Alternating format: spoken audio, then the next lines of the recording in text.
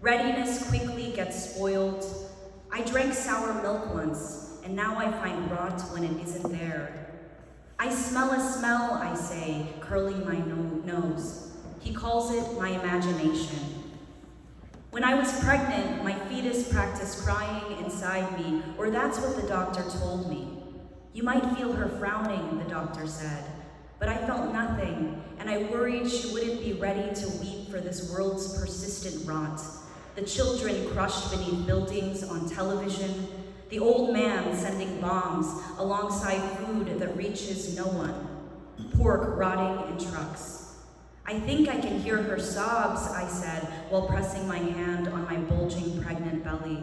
Your imagination, he said. We live inside our own illusions. Sometimes the avocado only feels ripe because I've squeezed it too hard. Sometimes the baby is crying. Sometimes it's the unlubricated closet door. I often feel attacked when it's only my own voice knocking against my skull. I am safe, I tell myself, except there is the old man's hand which squeezes the world until it's purple and its insides are mush. Okay, so I'm gonna read maybe a happier poem. I'm really happy to be at AWP. I don't know if anybody's happy to be at AWP, but I'm happy to be at AWP. It's really great to see friends, and so this poem is about friendship, and it's also a poem about needing an umbrella, and it's raining outside, so I thought it was an appropriate poem to read. So this is called You Ask Me for an Umbrella. You ask me for an umbrella, and I think of all the umbrellas I'd stolen from hotels, from my parents and from the friends of parents, from the parents of friends, those top shelf umbrellas, the ones that give you more than shelter. Big, heavy umbrellas, umbrellas with 2 beds, 2 baths, umbrella mansions with walk-in closets, clawfoot tubs, tubular lava lamps, bean bags.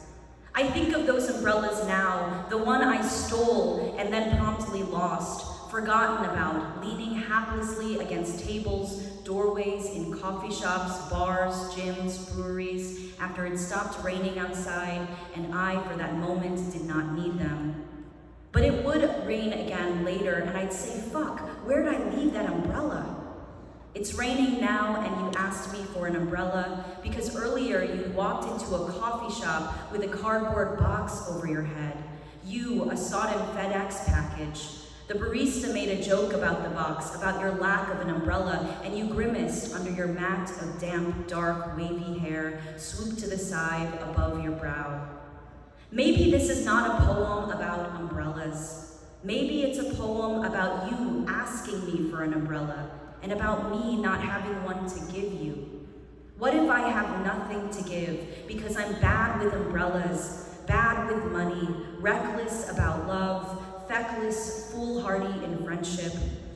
Well, I guess I'd ask you for an umbrella, and you'd say you had a cardboard box we could share.